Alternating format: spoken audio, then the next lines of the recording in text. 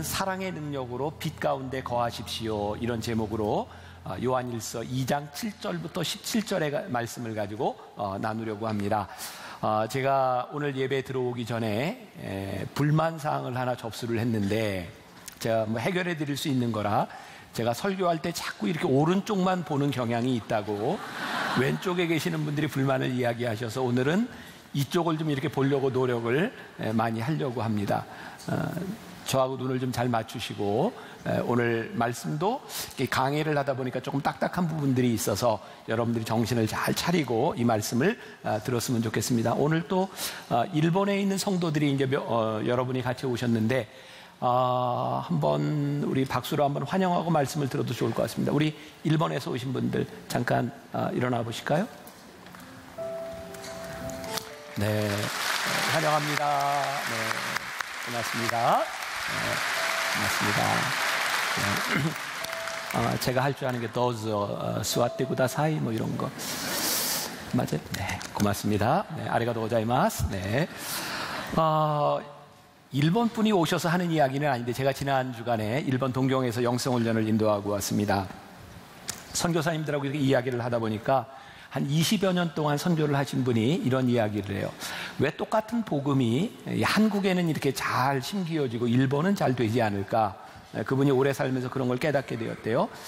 비슷한 그 공짜에 대한 부분인데 한국과 일본의 속담이 다르답니다. 한국은 공짜면 양잿물도 먹는다. 이제 이런 속담이 있는데 일본 사람들은 이 세상에 제일 무서운 것은 공짜다. 이렇게 배운답니다. 그래서 우리 민족에는 이렇게 복음이 들어왔을 때 값없는 은혜로 여러분들이 구원을 받습니다. 그랬더니 막 받아들이는 거죠. 일본 분들은 여러분들이 값없이 하나님의 은혜로 구원받는다 하면 저게 뭐지? 위험한 건데 그래서 잘 받아들이지 않는 경향이 있답니다. 그래서 선교사님들이 새로운 전략을 짜기를 이제 복음을 전할 때 1억씩 내고 오세요. 뭐 이렇게 하면 사람들이 오지 않을까 뭐 이런 이야기도 해요. 일본 분들은 이제 크리스마스 때가 되어도 아이들에게 이렇게 선물을 주려고 해도 어떤 잔치를 해도 공짜로 오라고 하는 것보다는 100원이라도 받고 와라. 그래야 온다는 거죠. 제가 이 요한일서를 강의하면서 우리들이 정말 전제로 깔아야 될 부분이 있는데 그것은 사도 요한의 마음입니다. 사도 요한이 무슨 마음으로 왜 이런 말씀을 우리들에게 기록하고 있을까? 저는 사도 요한이 경험했던 하나님의 은혜와 사랑에 대한 부분들을 우리 성도들도 정말 알았으면 좋겠다는 복음의 열정에 대한 마음을 가지고 이 말씀을 전하고 있어요. 우리가 계속해서 이제 11주 동안 이 말씀을 함께 나누게 되는데 사도 요한은 계속해서 두 가지의 단어를 이렇게 대조해서 비교해서 이야기를 하고 있습니다. 예를 들면 빛과 어두움이라든지 사랑과 미움이라든지 계명과 말씀 이렇게 대비해서 말씀을 나누고 있습니다. 그런데 거의 대부분들의 목적은 똑같습니다. 우리들이 하나님 안에서 새로운 피조물이 되는 것, 그것이 무엇인가, 이 변화에 대한 것들을 설명하고 있습니다. 오늘은 빛과 어둠에 대한 부분이 되겠죠. 여러분들 주보에 소개해드렸고 주보를 안 받으신 분들은 다 만나게 앱을 통해서 여러분들 확인할 수 있는데 오늘 제가 책을 하나 소개했습니다. 문병아 목사님이 쓴 오늘은 시작하기 좋은 날입니다 라고 하는 책입니다. 여기에 오만과 편견이라고 하는 소설을 아실 거예요. 오스틴이라고 한 사람이 쓴 책이죠. 그 책 이야기가 나옵니다. 편견은 우리가 다른 사람을 사랑하지 못하게 하고요. 오만은 다른 사람이 우리를 사랑하는데 장애가 된다고 합니다. 오만과 편견을 아주 잘 정의를 해놓은 것 같아요. 그러면서 이 책에 하루는 어떤 제자가 선생님에게 찾아와서 이렇게 묻습니다. 선생님, 어떻게 하면 제가 다른 사람의 입장을 잘 이해할 수 있을까요? 그랬더니 선생님이 제자에게 이렇게 말을 합니다. 너 일어나서 저 창밖을 보아라. 무엇이 보이느냐? 그랬더니 제자가 대답합니다. 예, 저 창밖에 뛰어노는 아이들이 보입니다. 스승이 다시 제자에게 이야기합니다. 이번에는 거울 앞에 서 보아라. 그리고 무엇이 보이냐? 그랬더니 예, 제 모습이 보입니다. 제 모습만 크게 보입니다. 이 말을 듣고 스승이 제자에게 다시 묻습니다. 왜 창문을 통해서 보면 다른 사람이 보이고 거울 앞에 서면 내 모습만 보이냐? 그랬더니 제자가 대답을 해요. 예, 그것은 유리 뒤에 은칠이 칠해져 있기 때문에 제 모습만 보입니다. 스승이 이렇게 말합니다. 그래, 네가 다른 사람의 입장을 이해하고 누군가를 사랑하려면 내 속에 너를 두르고 있는 이 은치를 벗겨내야 된다. 그래야 제대로 볼 수 있다. 제가 이 책을 보면서 사도 요한이 이야기하는 것이 이런 이야기이구나 라는 생각을 했어요.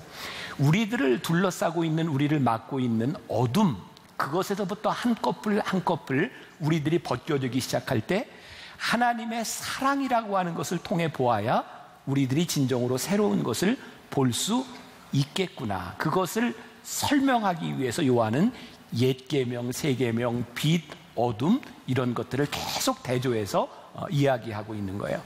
이번 기간에 여러분들에게 성경을 꼭 가져오라, 여러분들에게 이렇게 이야기하는 이유는 여러분들이 말씀에 마킹도 하고 여러분들이 말씀을 좀 진지하게 배웠으면 하는 의도를 가지고 있으니까 여러분들이 잘 따라오면서 말씀을 보시면 좋겠어요. 자, 오늘 읽은 말씀 가운데 7절과 8절 말씀을 다시 한번 보겠습니다. 자, 사랑하는 자들아, 내가 새 계명을 너희에게 쓰는 것이 아니라 너희가 처음부터 가진 옛 계명이니 이 옛 계명은 너희가 들은 바 말씀이거니와. 먼저 계명이 주어졌다는 거예요.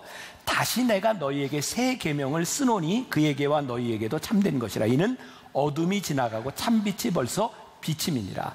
이미 우리들에게 계명이 주어져 있는데 새로운 이 새 계명은요, 어둠이 지나가면 우리들에게 보이는 것이다. 그러니까 사도 요한은 우리들에게 지금 이 새 계명에 대한 것을 알려주고 싶은 거예요. 옛 계명과 새 계명에 대한 논란은 예수님 당시에 있었어요. 마태복음 22장 35절 이하에 보면 어떤 율법사가 예수님께 나와서 묻습니다. 선생님이요, 율법 중에 어느 계명이 가장 큽니까? 여러분들 아는 이야기죠? 예수님이 이렇게 대답을 하셨어요.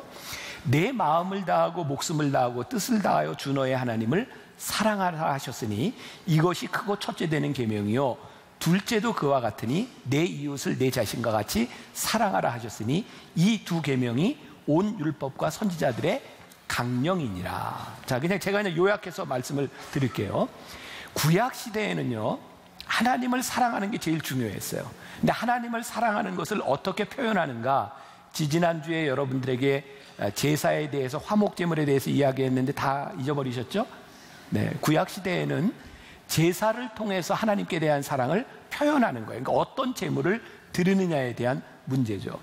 그런데 예수님은 너희들이 하나님을 사랑한다고 하는 것이 틀린 것이 아니다. 그런데 하나님을 사랑한다고 하는 이 율법의 완성은 어디에서 나타나냐면 이웃을 사랑하는 데서 그 율법이 완성되는 것이다.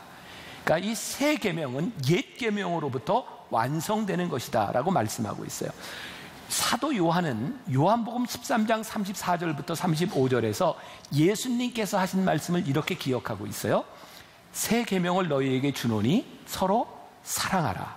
내가 너희를 사랑한 것 같이 너희도 서로 사랑하라. 너희가 서로 사랑하면 이로써 모든 사람이 너희가 내 제자인 줄 알리라. 그러니까 우리가 하나님의 제자인 것을 알 수 있는 방법은 뭐예요? 사랑하라. 하나님을 사랑하는 것을 넘어서 이웃을 사랑하는 것이죠. 사도 요한은 그의 인생에 참 중요한 경험을 하나 합니다. 여러분, 사도 요한, 제가 지난해 12명의 제자들에 대한 이야기를 하면서 했던 부분인데 기억하는 부분이 있는지 모르겠어요. 사도 요한은 형제 야고보와 함께 예수님의 제자가 된 사람입니다. 그런데 야고보와 요한에게는 별명이 있었어요. 마가복음 3장에 보면 제자들의 이름이 쭉 나오는데 요한과 야고보의 별명이 뭐냐면 보아너게, 우레의 아들이라는 별명입니다. 이게 무슨 이야기냐면 성질이 불같은 사람인 거예요. 그러니까 요한은 화를 잘 냈던 사람이고요, 굉장히 다혈질의 사람이었습니다. 요한복음을 쓰고 요한계시록을 쓰고 요한 1, 2, 3서를 쓴 사람이라고는 상상이 안 되는 사람이었습니다. 요한이 무엇을 경험했는가? 예수님께서 부활 승천하시고 난 이후에 예수님의 제자들이 마가의 다락방에 모여서 기도할 때 거기서 성령 체험을 하죠. 사도행전이 시작되는 겁니다. 그리고 그들은 뜨거운 마음을 가지고 복음을 전하기 시작했고요, 예수님의 제자 중에 유일하게 요한만 순교하지 않습니다. 모든 제자들은 다 순교합니다. 요한은 그것을 보면서 나는 순교 안 해서 다행이다 이렇게 생각했을까요? 아니었어요. 여러분들, 하나님의 은혜를 받고 여러분들의 마음이 뜨거웠던 때 여러분들이 뭘 하고 싶든가요? 하나님의 일을 하고 싶은 겁니다. 은혜를 받고 나면 사명이 우리들에게 생기면 아무것도 안 하는 것이 힘듭니다. 그래서 예수님의 제자들이 나가서 이름을 날리고 놀라운 사역을 할 때 요한은 굉장히 부러웠을 겁니다. 그들이 주의 이름으로 하나님의 이름을 위해 죽는 것을 바라보며 그는 굉장히 부러웠을 겁니다. 그런데 요한은 아무것도 하지 못했어요. 이유는 예수님께서 십자가에 달리실 때 어머니를 향해 이렇게 말하죠. 어머니, 당신의 아들입니다. 그리고 요한을 향해서 요한아, 내 어머니니라. 그때부터 요한은 30년 동안 예수님의 어머니를 돌보기 시작합니다. 그 시간들이 요한에게 정말 힘들었던 이유는 저는 이렇게 생각해요. 그가 하고 싶었던 다른 제자들과 함께 나가서 사명을 가지고 열심히 일을 하고 싶었는데 예수님의 말씀을 지키기 위해서 그는 그 자리에 있었던 겁니다. 그가 무엇을 깨달았을까요? 나의 열정으로 일하는 것보다 더 힘든 것이 있는데 주님의 말씀을 지키는 것이구나. 여러분, 우리는 우리의 열정으로 무언가를 할 수 있지만 정말 주님의 말씀을 지키고 사랑한다고 하는 것은 그렇게 쉬운 일이 아닙니다. 사도 요한은 나이가 많아 90세가 넘어서 죽습니다. 요한은 언제부터인가 사랑의 사도라고 하는 별명을 가지게 되었고요. 그가 잘 걷지도 못하고 말씀을 전하기도 어려운 상황에서 사람들이 그를 태우고 다니면서 말씀을 전하게 했어요. 그때 요한은 한마디 합니다. 서로 사랑하라. 서로 사랑하라. 내가 다시 말하노니 서로 사랑하라. 사람들은 이 말 한마디 가운데 은혜를 받기 시작합니다. 왜? 그 사랑이 중요한 것을 알았기 때문이죠. 여러분, 요한계시록 2장 4절에 가서 보면 초대교회를 향해서 말씀하시는 것이 나오는데 에베소 교회는 굉장히 모범적인 교회였거든요. 그런데 에베소 교회를 향해서 이렇게 질책합니다. 그러나 너를 책망할 것이 있나니 너의 처음 사랑을 버렸느니라. 여러분, 에베소 교회를 향하여 책망한 것이 뭐냐면 내가 열정이 없다, 내가 사명이 없다, 내가 일하지 않는다, 그것을 이야기한 것이 아니라 내가 처음 사랑을 버렸다. 그게 예수님의 마음을 아프게 한 것이었어요. 그렇게 유추해서 볼 때 에베소에는 여전히 열심히 공부하고 열심히 일하고 사역을 하고 있었던 것 같아요. 그런데 정작 그들에게 처음 사랑을 버린 것, 하나님을 사랑함으로 인하여 이웃을 사랑하는 모습이 더 이상 보여지지 않는 교회의 다이나믹, 그걸 보면서 예수님의 마음이 아팠다, 이런 말이에요. 오늘 우리 교회를 바라보며 한국 교회와 많은 교회를 바라보며 예수님이 정말 마음 아파하시는 것은 너희들에게 사명이 없다 이것이 아니라 너희들에게 사랑이 없다, 이것을 마음 아파하실 거라는 거죠. 자, 그러면 그 사랑이 무엇인지를 우리들이 어떻게 알고 어떻게 증명할 수 있는가? 오늘 말씀은 빛 가운데서 그것이 분명하게 드러나게 되리라는 거예요. 빛 가운데서 우리들이 정말 사랑하는지 안 하는지를 알게 될 것이라는 거예요.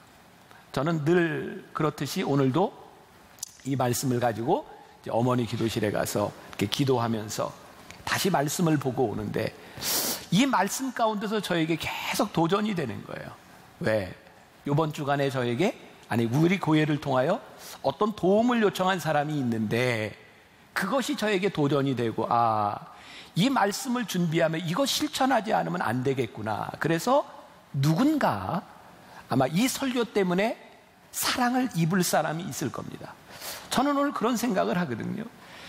예수님의 말씀이 우리들에게 들어와서 우리들이 빛 가운데 있을 때 오늘 그 빛으로 인하여 우리들이 사랑하는 것으로 인하여 누군가 그 사랑의 빛을 볼 수 있을 때 우리는 빛 가운데 있다고 말할 수 있을 것이다. 오늘 본문 말씀 9절부터 11절까지를 보세요. 자, 여러분들이 빛과 어둠이라는 데를 주목해 보면서 표시하면서 보겠습니다. 빛 가운데 있다 하면서 그 형제를 미워하는 자는 지금까지 어떻게 해요? 어둠에 있는 자요.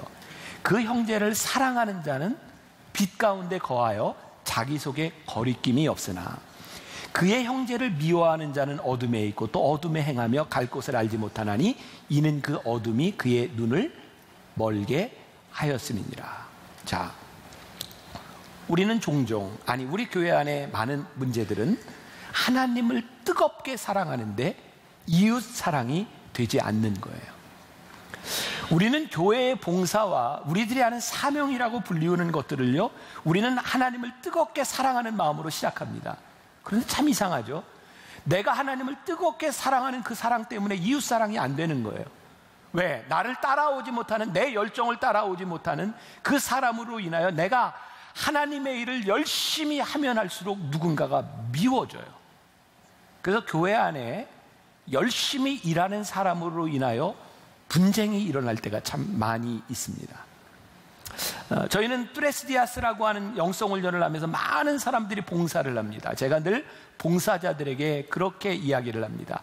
남이 어떻게 하는 것, 그것 때문에 마음 상하지 마십시오. 우리들이 하나님 앞에서 열심히 사랑하는 것은 누구 때문에 되어지는 것이 아니에요.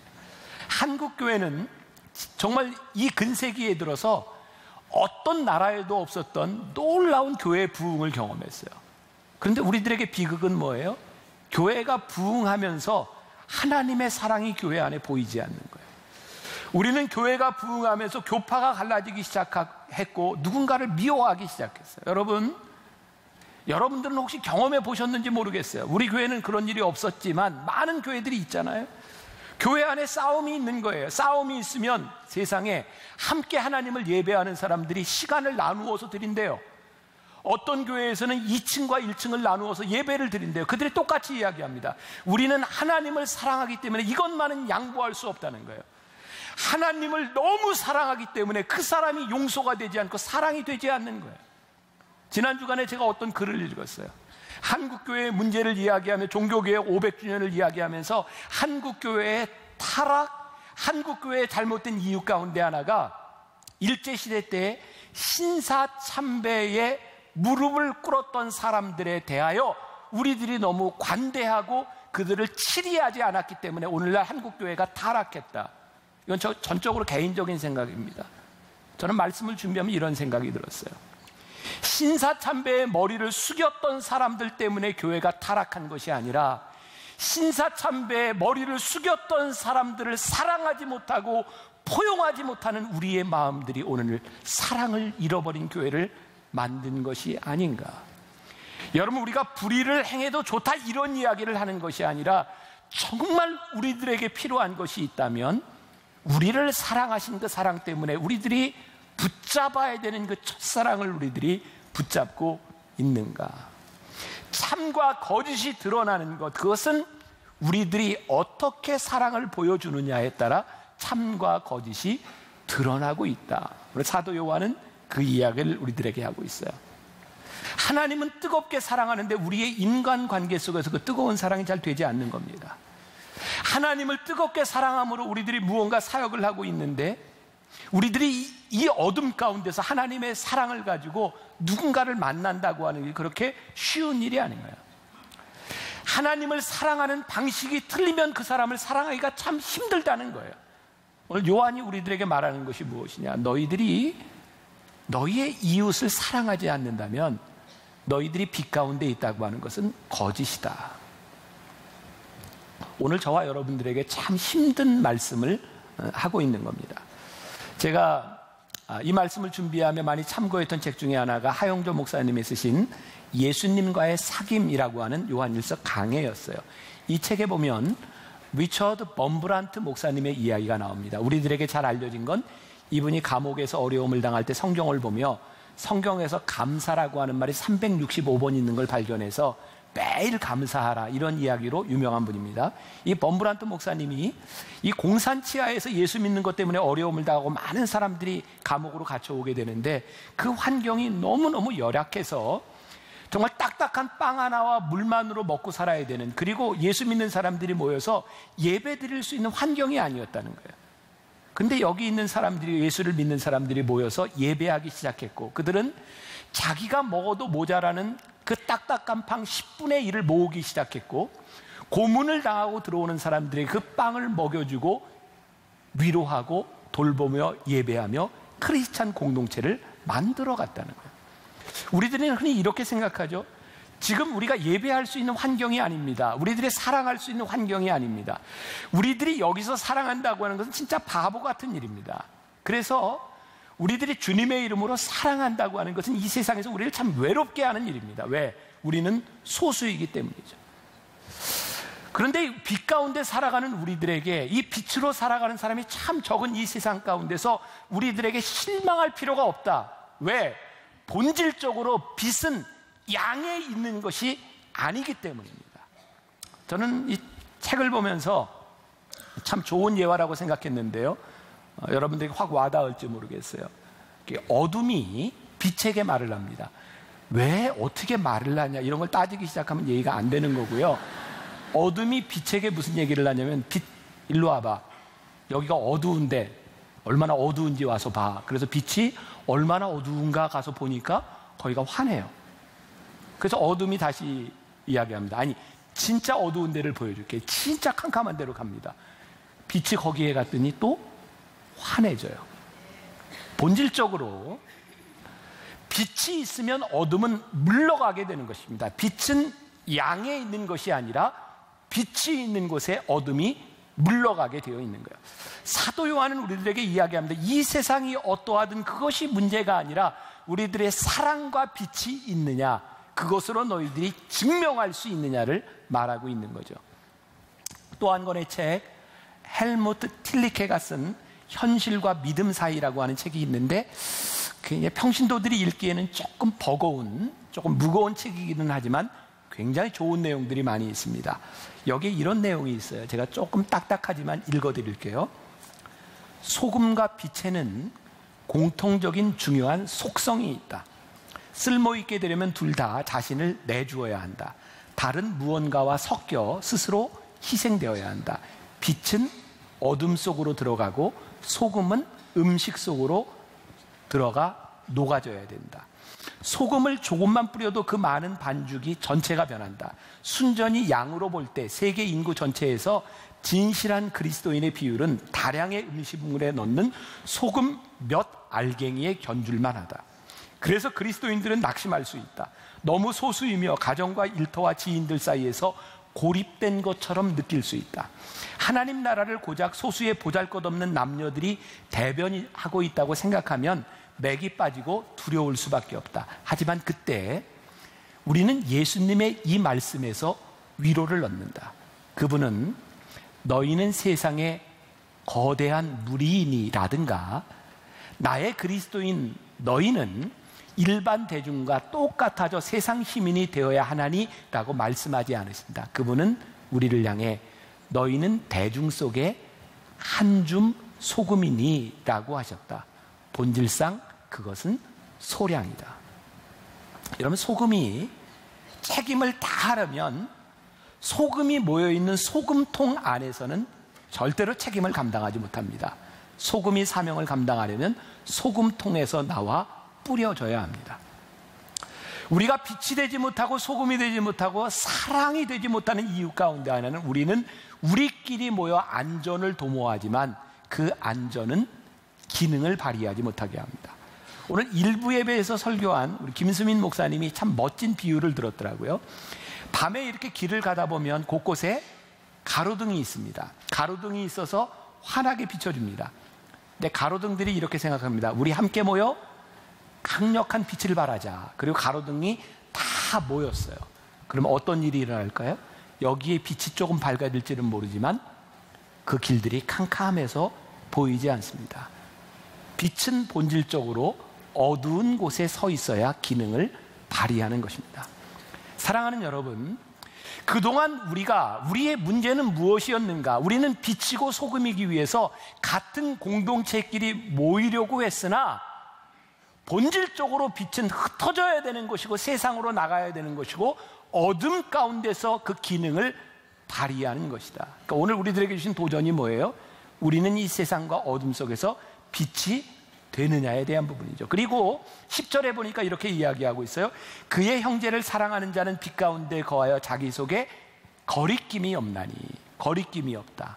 이게 무슨 말입니까? 우리들이 하나님을 믿는다고 하는데 형제를 사랑하지 못하면 거리낌이 있다는 거예요. 우리의 믿음은 하나님 앞에 서는 거예요. 그러니까 우리들의 믿음은 우리의 노력과 우리의 행위로 되는 것이 아닙니다. 그런데 우리의 믿음이요, 세상 사람들 앞에서는 행함으로 증명되는 겁니다. 하나님 앞에서의 믿음은 행함이 아닙니다. 그러나 세상 사람들 앞에서 우리의 믿음이 있는가 없는가는 형제를 사랑하는 이 행함이 나타나지 않으면 우리의 믿음은 본질상 드러나지 않는다는 거예요. 그것은 거리낀다는 거예요. 우리가 형제를 사랑할 때, 형제와 자매를 사랑할 때에 우리를 두르고 있는 모든 장애물들을 걷어내게 될 것이라는 말이에요. 이 말이 참 힘들죠, 우리들에게. 하나님은 사랑하는데 형제 자매를 사랑하는 것이 결코 쉽지 않습니다. 사도 요한은 또 오늘 말씀 가운데서 사랑해야 되는 것만 이야기하는 것이 아니라 사랑하지 말아야 되는 것까지를 이야기하고 있습니다. 15절부터 17절까지 보세요. 자, 우리 같이 한 목소리로 봉독해 보겠습니다. 이 세상이나 세상에 있는 것들을 사랑하지 말라. 누구든지 세상을 사랑하면 아버지의 사랑이 그 안에 있지 아니하니, 이는 세상에 있는 모든 것이 육신의 정욕과 안목의 정욕과 이생의 자랑이니 다 아버지께로부터 온 것이 아니요 세상으로부터 온 것이라. 이 세상도 그 정욕도 지나가되 오직 하나님의 뜻을 행하는 자는 영원히 거하느니라.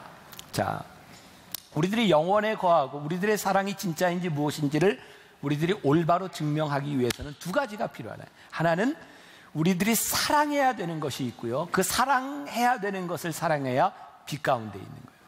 그리고 우리들이 사랑하지 말아야 되는 것이 있는 거예요. 사랑하지 말아야 되는 것을 알아야 우리들이 어둠 가운데서 나올 수 있는 거예요.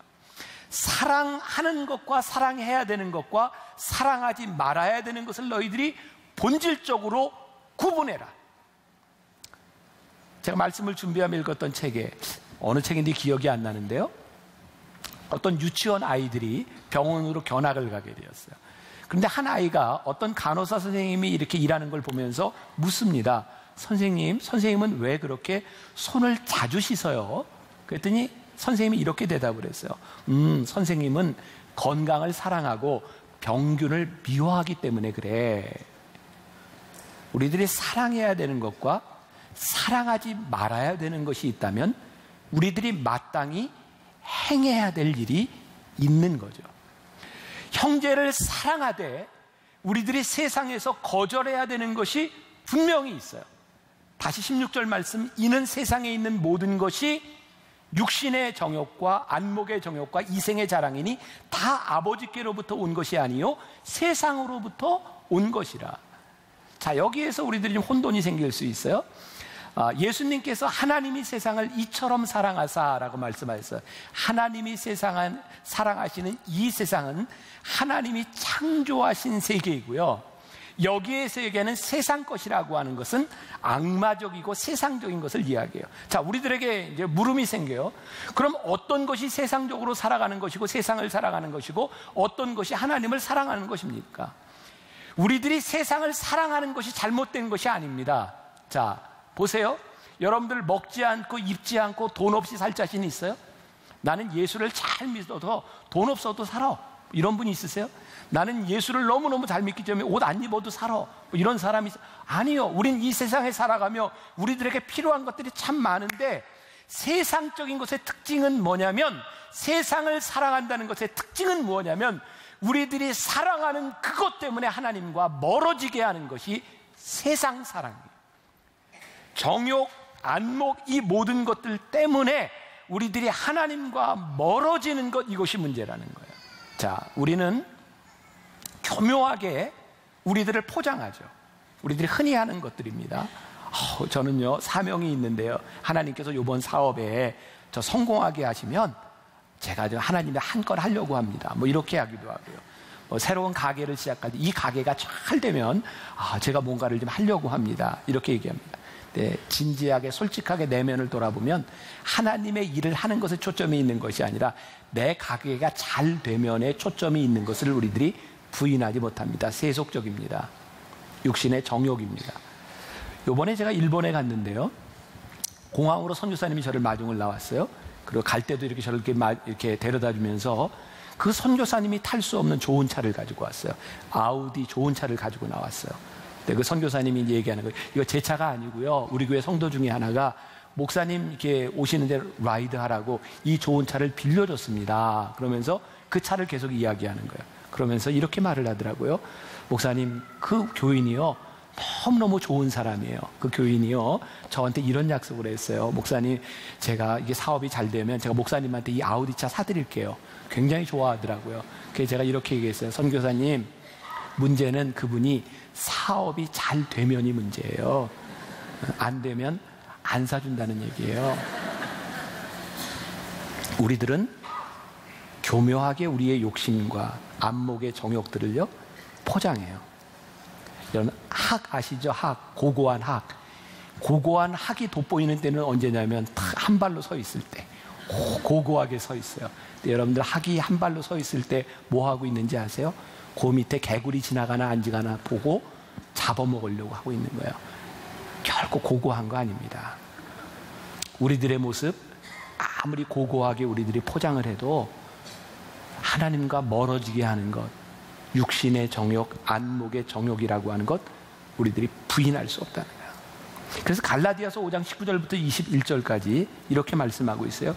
육체의 일, 육체의 열매는 분명하니 곧 음행과 더러운 것과 호색과 우상 숭배와 주술과 원수 맺는 것과 분쟁과 시기와 분냄과 당 짓는 것과 분열함과 이단과 투기와 술 취함과 방탕함과 또 그와 같은 것들이라. 전에 너희에게 경계한 것 같이 경계하노니 이런 일을 하는 자들은 하나님의 나라를 유업으로 받지 못할 것이요. 아무리 열심히 여러분들이 하나님을 사랑한다고 이야기하고 우리가 아무리 열심히 사역을 하고 우리들이 봉사한다 할지라도 이 육신의 일들이 우리들에게서 분명히 드러나는 한 우리는 하나님의 자녀라고 말할 수 없다는 거예요. 우리들이 빛 가운데 있지 않다는 거예요. 제가 오늘 말씀을 다 전하지는 못합니다. 여러분 홈페이지 가면 제가 설교 전문을 띄워놨으니까 관심 있는 분들은 보세요. 제가 좀 결론으로 넘어가려고 해요. 제가 지난주에 맥스 루케이도의 책 하나님이 캐스팅한 사람들이라는 것을 보았어요. 거기에 우리가 잘 알고 있는 다윗의 이야기가 나와요. 다윗과 골리앗의 싸움의 이야기가 나오는데 참 재미있게 이렇게 맥스 루케이도가 이렇게 분리를 해놨는데 다윗이 골리앗과 싸우는 그 말씀 가운데 다윗이 골리앗을 언급하는 것과 하나님을 언급하는 비율을 보니까 9대2. 골리앗을 2라고 치면 하나님을 9번 언급하고 있다는 거예요. 사무엘상 17장에 보면 다윗이 골리앗에 대해서 이야기하는데 이 할례 받지 못한 블레셋 사람이 누구이기에 살아계신 하나님과 군대를 모욕하느냐, 그리고 골리앗과 싸우러 나가거든요. 그때부터 다윗은 골리앗에 대해서 이야기하지 않습니다. 골리앗의 키가 얼마고 그가 가지고 있는 창과 그가 입은 갑옷, 그가 얼마나 싸움에 능한 자인가, 그것에 대해서 한 번도 언급하지 않습니다. 그는 하나님에 대해서만 이야기합니다. 살아계신 하나님의 군대요, 만군의 여호와 이스라엘 군대, 그 하나님의 이름으로 여호와께서 오늘 그들을 내 손에 붙여주셨으므로 다윗은 하나님을 이야기하며 골리앗과 싸워 이깁니다. 본질상 빛은, 본질상 우리들이 하나님의 사랑으로 살아간다고 하는 것은 다수와 힘에 있는 것이 아니라는 거예요. 그들이 아무리 커도 우리들이 하나님의 이름을 붙들고 우리들이 빛이 되어 나가기 시작할 때 우리들이 빛 속에서 우리들의 사명을 감당할 수 있다는 거예요. 실망하지 말라는 거예요. 두려워하지 말라는 거예요.